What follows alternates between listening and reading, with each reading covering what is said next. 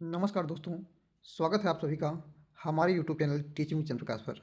दोस्तों, अगर आप उत्तर प्रदेश में शिक्षक भर्ती का इंतजार कर रहे हैं, तो आज की यह वीडियो आपके लिए बहुत महत्वपूर्ण होने वाली है। सुपर टेट 2026 को लेकर लगभग 60,000 से ज़्यादा पदों पर भर्ती की चर्चा चल रही है, लेकिन ध्यान रखिए, अभी आधिकारिक नोटिफिकेशन जारी होने तक पदों और तारीखों को अंतिम नहीं माना जा सकता है। इस वीडियो में हम जानेंगे कितने पदों की संभावना है, कौन आवेदन कर सकता है, परीक्षा के संभावित पैटर्न क्या हो सकता है और अभी से तैयारी कैसे शुरू करनी चाहिए। इसीलिए वीडियो को अंत तक जरूर देखें।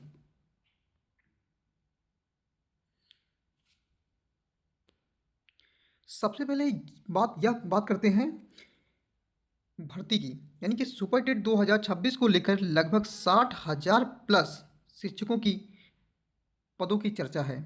इसमें शहरी और ग्रामीण क्षेत्रों के रिक्त पदों को शामिल किए जाने की बात सामने आ रही है। लेकिन दोस्तों, मैं फिर से स्पष्ट कर दूं कि अंतिम पदों की संख्या आधिकारिक विज्ञापन जारी होने के बाद ही पक्की होगी।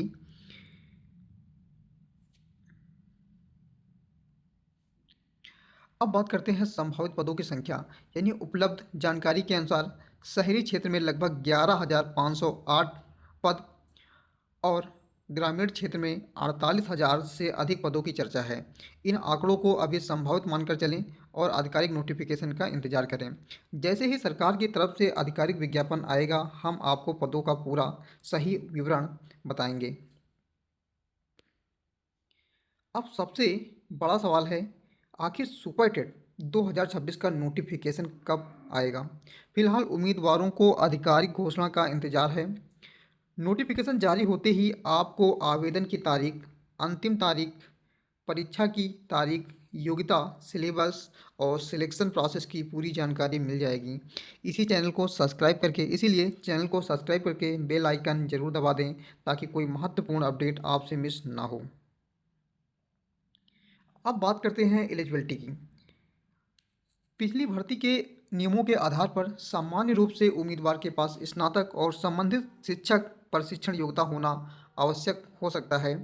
देखिए, इसमें क्या होगा कि जो बच्चे 1 to 5 के लिए अप्लाई करेंगे, उनके लिए स्नातक प्लस डीएलएड यानी बीटीसी का होना आवश्यक है, और उनका या तो यूपी टेट पेपर 1 या फिर सी टेट पेपर 1 पास होना चाहिए।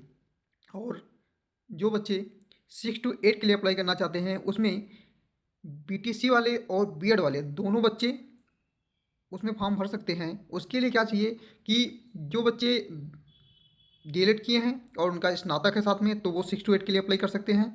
और जिन बच्चों ने बीएड कर रखा है और स्नातक कर रखा है और सीटेट पेपर 1 नहीं सॉरी सीटेट पेपर 2, इसके लिए पेपर 2 चाहिए, सीटेट पेपर 2 या यूपी टेट पेपर 2 पास कर रखा हो, वे सभी लोग इसके लिए एलिजिबल होंगे। लेकिन दोस्तों, अंतिम एलिजिबिलिटी केवल ऑफिशियल नोटिफिकेशन में दी गई शर्तों के आधार पर ही तय होगी। इसीलिए अपनी क्वालिफिकेशन और सर्टिफिकेट अभी से तैयार रखें। अब बात करते हैं परीक्षा पैटर्न की, कि परीक्षा पैटर्न क्या होने वाला है। परीक्षा में प्रश्नों की संख्या, समय और विषयों की जानकारी ऑफिशियल नोटिफिकेशन में स्पष्ट होगी। जैसे कि आपको बता दें कि जो पेपर 1 होगा, वो कक्षा 1 to 5 के लिए कुल प्रश्न 150 होंगे।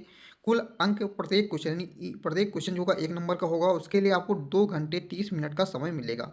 और जो पेपर 2 होगा, उसका पैटर्न क्या होगा, यानी कुल 150 प्रश्न होंगे, कुल अंक 150 का होगा, यानी प्रत्येक क्वेश्चन 1 नंबर का होगा, और इसके लिए भी आपको कितना 2.5 घंटे का समय मिलेगा। अब बात करते हैं सिलेबस की, यानी सिलेबस क्या रहने वाला है।